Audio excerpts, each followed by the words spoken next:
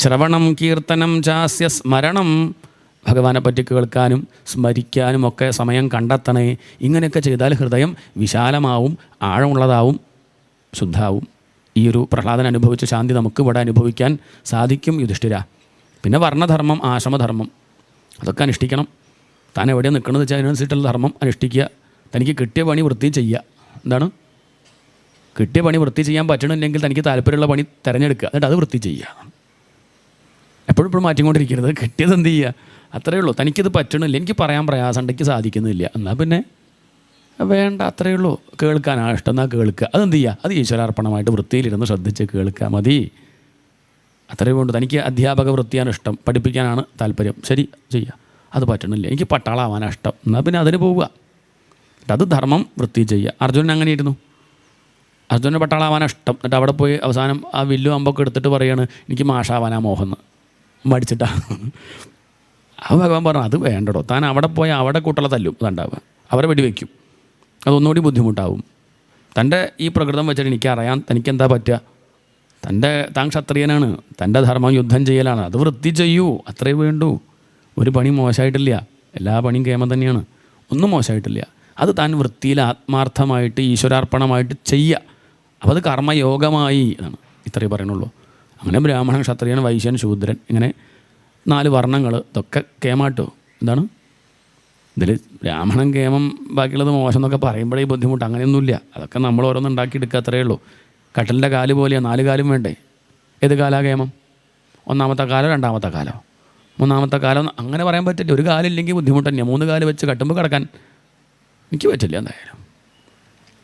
ഇതുപോലെ 4 കാലും ആവശ്യമാണ്. ആരാപ്പം ഇവിടെ കേമൻ? പറയുന്ന ആളാണോ, കേൾക്കുന്ന ആളാണോ, മൈക്ക് നോക്കുന്ന ആളാണോ, വീഡിയോഗ്രാഫറാണോ, ഭക്ഷണം ഉണ്ടാക്കുന്ന ആളാണോ, ആരാ ചോദിച്ചാൽ ഇതിലേതെങ്കിലും ഒന്ന് നിന്നാൽ ബാക്കിയൊക്കെ നിൽക്കും. നിങ്ങളുണ്ട്, ഞാനുണ്ട്, മൈക്കില്ല, എന്താ കഥ? അത് വൃത്തിയിലൊരു സംഗതി നടക്കണമെങ്കിൽ എല്ലാവരും ആവശ്യമാണ്. പരസ്പരം സഹകരിക്കുക, പരസ്പരം ബഹുമാനിക്കുക, താഴ്ത്തി കെട്ടാണ്ടിരിക്കുക, ഇങ്ങനെ മുന്നോട്ട് പോവുക, അതാ വേണ്ടത്. ബ്രാഹ്മണോസ്യ മുഖമാസീത് ബാഹൂരാജന്യകൃത ഊരു തദസ്യത് വൈശ്യപദ്ഭ്യാം ശൂദ്രോ അജായത. അങ്ങനെ പറയാം. ആ ബ്രഹ്മത്തിൻ്റെ അല്ലെങ്കിൽ വേദപുരുഷൻ അല്ലെങ്കിൽ ഭഗവാന്റെ മുഖത്തുനിന്ന് ബ്രാഹ്മണരുണ്ടായി. കേമം തന്നെയാണ്, ഇല്ല പറയണില്ല. കൈകളിൽ നിന്ന് ക്ഷത്രിയരുണ്ടായി, കൈക്കരുത്തല്ലേ ക്ഷത്രിയന്മാർ. നിൽക്കണമെങ്കിൽ തൊട വേണ്ടേ, അതാണ് വൈശ്യൻ. പാദം വേണ്ടേ, അതല്ല അടിസ്ഥാനം, അതാണ് ശൂദ്രൻ. ഒക്കെ ആവശ്യമാണ്. ഭഗവാന്റെ അംഗങ്ങളായതുകൊണ്ട് ഒന്നും മോശം എന്ന് പറയേണ്ടെന്നർത്ഥം. എന്താണ് ഭഗവാന്റെ അംഗങ്ങളിൽ ഏതാ മോശം? കാല് മോശം പറയാൻ പറ്റുമോ? യോഗീന്ദ്രാണാം ത്വദംഗേഷു അധിക സുമധുരം മുക്തിഭാജാം നിവാസോ ഭക്താനാം കാമവർഷദ്യുതരുകിസലയം നാഥ തേ പാദമൂലം. യോഗീശ്വരന്മാർ ഹൃദയകമലത്തിൽ വെച്ച് ധ്യാനിക്കുന്നത് ഭഗവാന്റെ ശിരസൊന്നുമല്ല, പാദമാണ്. അപ്പം പാദം മോശം പറയാൻ പാടില്ല. ഒക്കെ കേമം തന്നെ. പിന്നെ ആശ്രമധർമ്മങ്ങൾ അതും വർണ്ണിച്ചു. ബ്രഹ്മചര്യാശ്രമം, ഗൃഹസ്ഥാശ്രമം, വാനപ്രസ്ഥാശ്രമം, സന്യാസാശ്രമം. മെല്ലെ മെല്ലെ മെല്ലെ ഉയർന്ന് നമ്മളൊക്കെ എല്ലാം സന്യസിക്കണം. അതാണ് വേണ്ടത്. ഇനി കാവ്യ മുക്കിയില്ലെങ്കിലും മനസ്സ് കാവ്യ മുക്കുക. ഇനി നമ്മളെ സാരി കാവ്യ മുക്കിയില്ലെങ്കിലും സാരമില്ല, മനസ്സൊന്ന് കാവ്യ മുക്കുക. ഇനിയിപ്പം ഒരു 7 ദിവസത്തേക്കെങ്കിലും കാവ്യ മുക്കുക, അത് പറ്റുമല്ലോ. അതിന് പൂർണ്ണമായിട്ട് വേണ്ട. ഒരു 7 ദിവസം സന്യസിക്കാൻ എന്താ ബുദ്ധിമുട്ടൊന്ന് സന്യസിച്ച് നോക്കൂ. അപ്പോഴാണ് സന്യാസത്തിൻ്റെ ആ മഹത്വമൊക്കെ മനസ്സിലാവുക. അതുകൊണ്ട് മെല്ലെ മെല്ലെ മനസ്സുകൊണ്ടൊക്കെ ഒന്ന് ത്യജിച്ച് ശീലിക്കുക. എന്നല്ലെങ്കിൽ നാളെ ഒക്കെ ത്യജിച്ച് പോകേണ്ടവരാണേ, അത് മറന്നു പോവാതിരിക്കുക. ഇത്രയും പറഞ്ഞു. പിന്നെയാണ് അഷ്ടമസ്കന്ധം. ത്യജിക്കാൻ നമ്മൾ തയ്യാറായിട്ടില്ലെങ്കിൽ വരുന്ന അപകടം കൂടി സൂചിപ്പിക്കണ്ടേ? വേണ്ടേ? ഇല്ല, ഞാനത് കേൾക്കില്ല, എനിക്ക് മക്കളോടുള്ള സ്നേഹം അങ്ങനെ ഒഴിവാക്കാൻ പറ്റില്ല.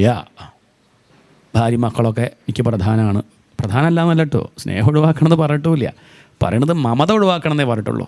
എന്താണ് മമത ഒഴിവാക്കുക പറഞ്ഞാൽ? അതില്ലെങ്കിൽ ഞാനില്ല എന്ന് വിചാരിക്കരുത്. എന്താണ് ഞാനില്ലെങ്കിൽ അതില്ല എന്ന് വിചാരിക്കരുത്. ഇപ്പം നമ്മുടെ പ്രശ്നം എന്താ പ്രശ്നം? ഞാനില്ലെങ്കിൽ അല്ലേ, ഞാൻ വരാത്തത് തിരുമേനി, ഞാൻ അവിടെ വീട്ടിൽ ഫ്ലാറ്റിൽ ഞാനില്ലെങ്കിൽ, അങ്ങനെ പറയാൻ പറ്റുമോ? അത് വെറുതെ വിചാരിക്കുകയാണ്. നമ്മൾ അങ്ങനെ സംശയമുള്ളവർ ഒരു 6 മാസം വിട്ടിരിക്കുക. എന്നിട്ടൊരു 6 മാസം കഴിഞ്ഞ് വീട്ടിൽ പോയി ഫ്ലാറ്റിൽ പോയി നോക്കൂ, അപ്പോൾ മനസ്സിലാവും ഞാനായിരുന്നു അപകടം. ഇവർ സുഖമായിട്ടിരിക്കുന്നുണ്ട്. ഇതാണ് അത്രയേ ഉള്ളപ്പോൾ. നിങ്ങളൊരു 7 ദിവസം ഇവിടെ വന്നിരുന്ന് നോക്കും. ഇനി കഴിഞ്ഞ് ഫ്ലാറ്റിൽ പോകുമ്പം വളരെ ശാന്തം, വളരെ സന്തോഷമായിട്ടിരിക്കുന്നുണ്ട്. നമ്മൾ വിചാരിക്കുക ഞാനില്ലെങ്കിൽ ശരിയാവില്ല എന്ന്. അങ്ങനെ വെച്ചാൽ മരിച്ചു പോയാൽ എന്ത് ചെയ്യും? അത്രയേ ഉള്ളൂ ഇപ്പോൾ ഇതൊക്കെ. അതുകൊണ്ട് അങ്ങനെ വിചാരിക്കൊന്നും വേണ്ട. നമ്മൾ വിചാരിക്കേണ്ടത് ഞാനിവിടെ ഇല്ലെങ്കിൽ ഇതൊന്നും കൂടി ഭംഗിയിൽ നടക്കും, അത്രയേ ഉള്ളൂ. ഒന്നുകൂടി ഭംഗിയിൽ, ഒന്നുകൂടി വെടിപ്പായിട്ട് നടക്കും എന്നേ വിചാരിക്കേണ്ടൂ. ഇതൊക്കെ നടത്തുന്നത് ഭഗവാനാണ്. നമ്മളതിലൊരു നിമിത്തമായെന്ന് മാത്രം എന്ന് കണക്കാക്കണം. എന്നാൽ ഗജേന്ദ്രൻ അങ്ങനെയല്ലല്ലോ പറ്റിയത്. ആസീത് ഗിരിവരോ രാജൻ ത്രികൂട ഇതി വിശ്രുത. പണ്ട് വലിയൊരു ബോംബെ നഗരം, ത്രികൂടം എന്താണ്, നല്ല ഹൈടെക് സിറ്റി. അവിടെ ത്രികൂടം എന്ന പേരായിട്ടൊരു പർവ്വതം, അതിൽ നടുക്കൊരു ഋതുമത്ത് എന്ന പേരായിട്ടൊരു ഫ്ലാറ്റ്, നല്ല സൗകര്യമുള്ള വലിയ അവിടെ ഒരു ബിസിനസ്സുകാരൻ, അയാളുടെ പേരാണ് ഗജേന്ദ്രൻ. നമുക്ക് മനസ്സിലാവാൻ പാകത്തിന് പറഞ്ഞേ ഉള്ളൂ. ഇനി അതല്ലെങ്കിൽ ശരി, ഒരു പാലായുടെ നടുക്ക് ത്രികൂടം എന്ന് പേരായിട്ടൊരു പർവ്വതം, അവിടെ ഒരു ഋതുമത്ത് എന്ന് പേരായിട്ടുള്ള ഉദ്യാനം, എല്ലാ സൗകര്യവും അവിടെ ഉണ്ട്. ലിഫ്റ്റുണ്ട്, AC ഉണ്ട്, ഫ്രിഡ്ജുണ്ട്, ധാരാളം വള്ളികൾ, സരസ്സുകൾ, പൂക്കൾ, നല്ല മൃഗങ്ങൾ ഒക്കെ ഉണ്ട്. നല്ല മനോഹരമായിട്ടുള്ള സ്ഥലം, എല്ലാ സുഖ സൗകര്യമുള്ള വീട് എന്ന് താല്പര്യം. അതാണ്. നല്ല ബന്ധുക്കൾ, സുഹൃത്തുക്കൾ, കയ്യിൽ കാശ്, ഇനി എന്താ വേണ്ടു? ഒന്നും വേണ്ട. എല്ലാവരും കാണുമ്പോഴേക്കും സല്യൂട്ട് അടിക്കും, ബോസ്, സാർ എന്നൊക്കെ പറയും. ഇപ്പോൾ ഇയാളും വിചാരിച്ചെന്ത് കാശുള്ളതുകൊണ്ടാണ് മിസ്റ്റർ അറിയണ്ടേ, അതൊന്നും ഇല്ലാണ്ടിരിക്കട്ടെ.